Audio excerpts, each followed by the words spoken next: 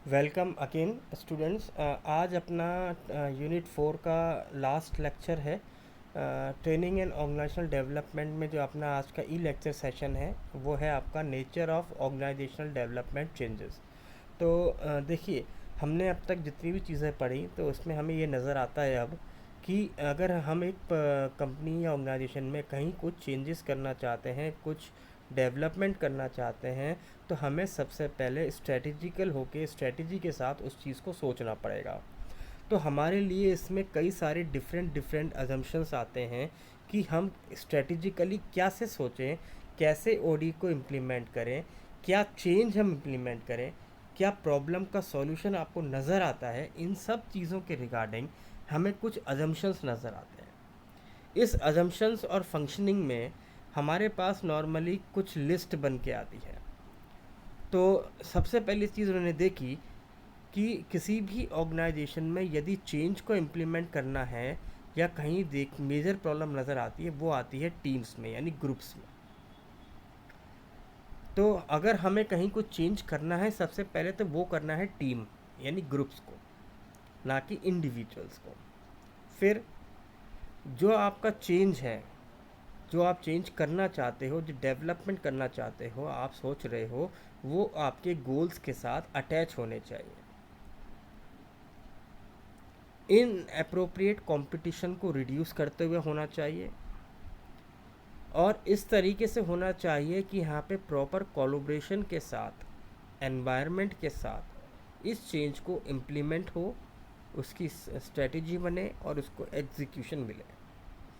तो फिर हमें देखा इसके अंदर एक और कि जब हम डिसीज़न मेकिंग करते हैं रिगार्डिंग इस चेंजेस, तो वो एक ऐसी लोकेशन पे होना चाहिए जो एक हेल्दी एनवायरनमेंट रखे, जहाँ पे हमारे पास प्रॉपर इंफॉर्मेशन आ रही हो और हर एक पर्सन अपने हायरार्की लेवल को मेंटेन करते हुए चेंजेस के बारे में सोचे या डिसीज़न ले। ऑर्गेनाइजेशंस, सब यूनिट्स, इंडिविजुअल पर्सन्स, ये सब के सब इस तरीके से बताए जाएं ताकि ये गोल से ना हटे। जो ऑर्गेनाइजेशन का गोल है, जो विज़न है, उससे ये लोग बिल्कुल भी अलग रास्ते पे ना चले। तो हमें यहाँ पे कंट्रोलिंग भी करनी है।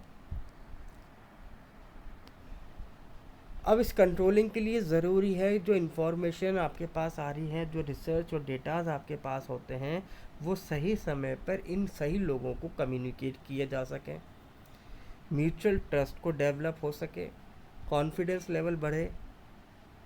इसके साथ साथ जो पीपल्स इस चेंजेस में इन्वॉल्व हैं उनको फुल सपोर्ट मैनेजमेंट का मिले, डिफरेंट डिफरेंट डिपार्टमेंट्स का मिले, डिफरेंट सब यूनिट्स का मिले, गवर्नमेंट का सपोर्ट मिले, टेक्नोलॉजिकल सपोर्ट मिले, फाइनेंशियल सपोर्ट मिले।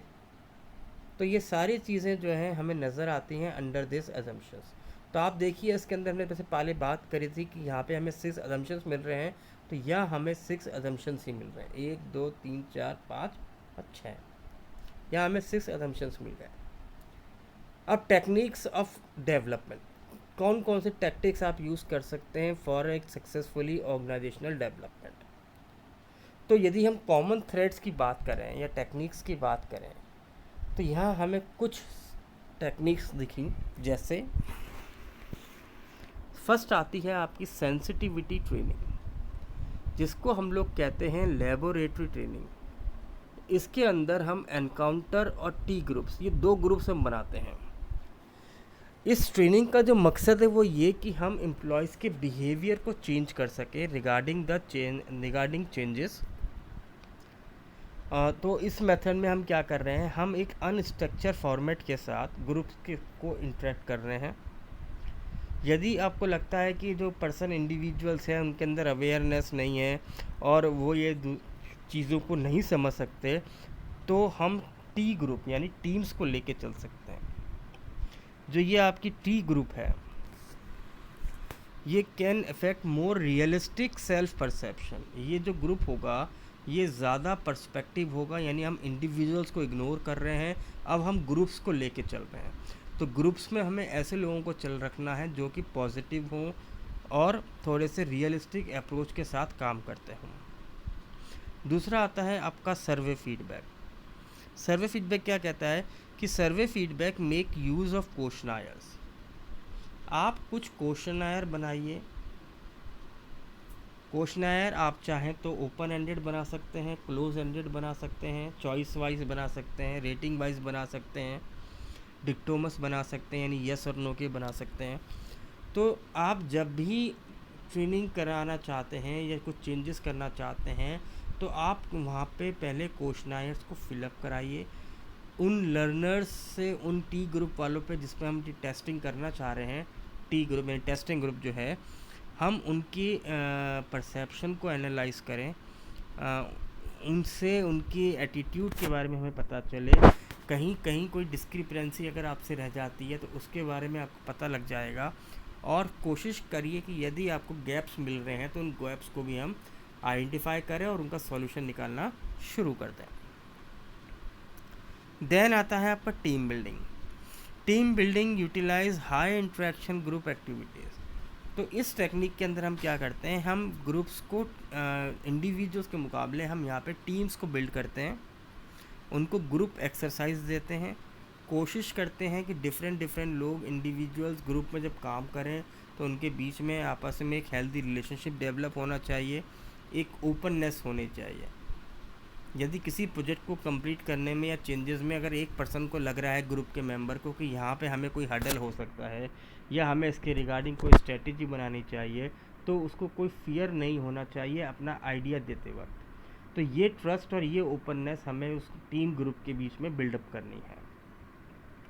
इसके अलावा हम ये जो टीम ग्रुप एक्सरसाइज हम कर रहे हैं, टीम बिल्डिंग, ये हम इंटर ग्रुप लेवल पे भी कर सकते हैं, जहाँ पे डिफरेंट लोग इंडिपेंडेंट हैं to take decision, to give opinions about regarding their own perception, regarding their behaviours, regarding the attitudes. और कहीं कुछ प्रोसेस में आपको कमी लगती है तो वहाँ पे वो अपने इंडिपेंडेंट होके आइडियाज़ को क्या कर सकते हैं, उनके सामने रख सकते हैं, फेस टू फेस बात कर सकते हैं।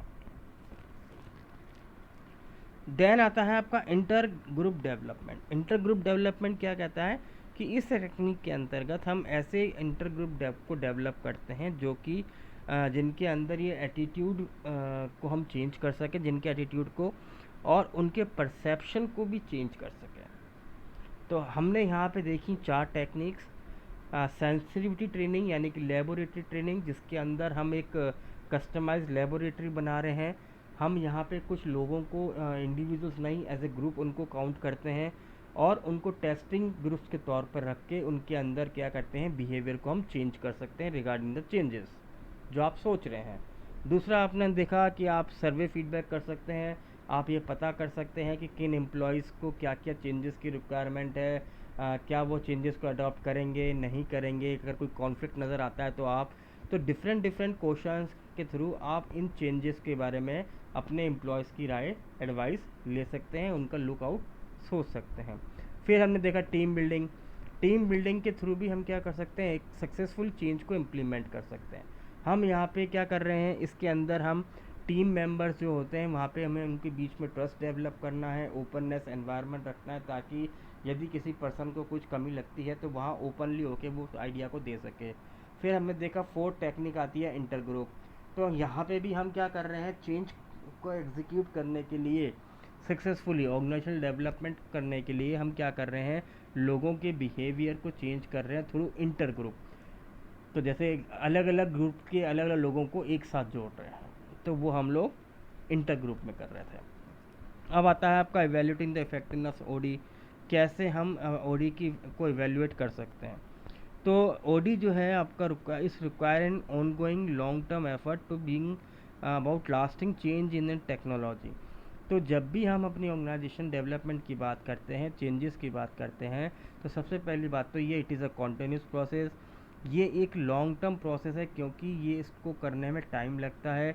जैसे हमने कहा कि अगर हम टेक्नोलॉजी की बात कर रहे हैं चेंजेस की, तो उसमें समय लगेगा। आप यदि इंफ्रा में चेंज कर रहे हैं तो उसमें समय लगेगा। यदि आप स्ट्रक्चर्स में कुछ चेंज कर रहे हैं तो उसमें समय लगेगा। यहाँ तक कि आपके पीपल्स जो हैं, एम्प्लॉयज़ जो हैं, उनमें भी यदि आप कुछ चेंजेस कर रहे हैं, यानी किसी का ट्रांसफ़र कर रहे हैं, प्रमोशन कर रहे हैं, रीलोकेशन कर रहे हैं, तो इन सब प्रोसेस में भी क्या है, वी नीड टाइम। तो इस चीज़ को हमें ध्यान रखना है।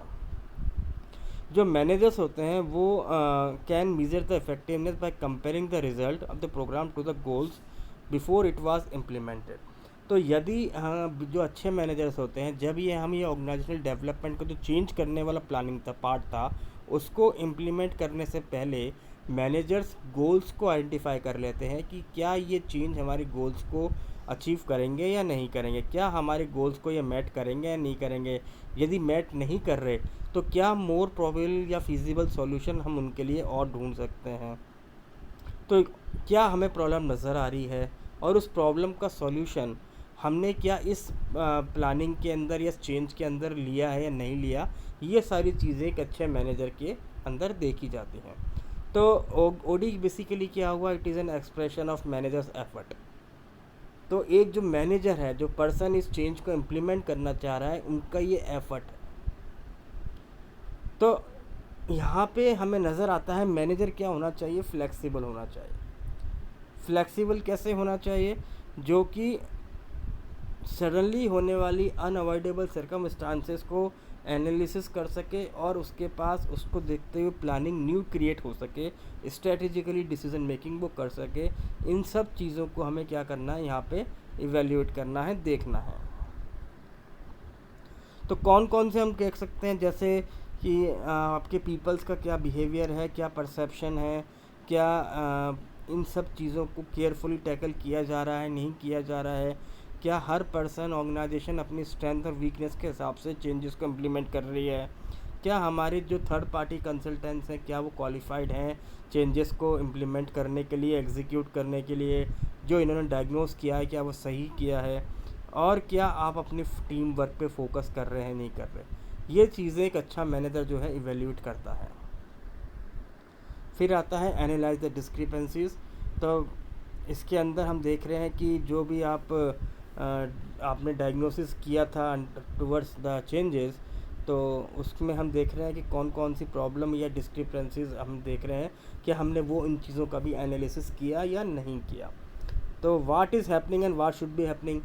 तो ये कहता है कि जो डिस्क्रिपेंसी आई या डिस्क्रिपेंसीज जो आ रही हैं, तो डिस्क्रिपेंसीज में क्या है कि क्या हुआ और क्यों हुआ, क्या होना चाहिए था, क्या डिस्क्रिपेंसीज आपकी प्रॉब्लम्स और गोल्स को आइडेंटिफाई कर रही है, क्या यहाँ हमने प्रॉपर डायग्नोसिस किया है, हम कहाँ पर हैं और हमें कहाँ जाना है, क्या हमने सभी प्रॉब्लम्स को आइडेंटिफाई किया है और प्रॉब्लम्स में हमारे लिए पास सभी चीज़ों का सॉल्यूशन है, क्या हमें यहाँ पे कहीं कुछ अपॉर्चुनिटीज़ नज़र आती हैं, क्या हमारे लिए गैप का एनालिसिस हमने हर एक पार्ट पे किया है।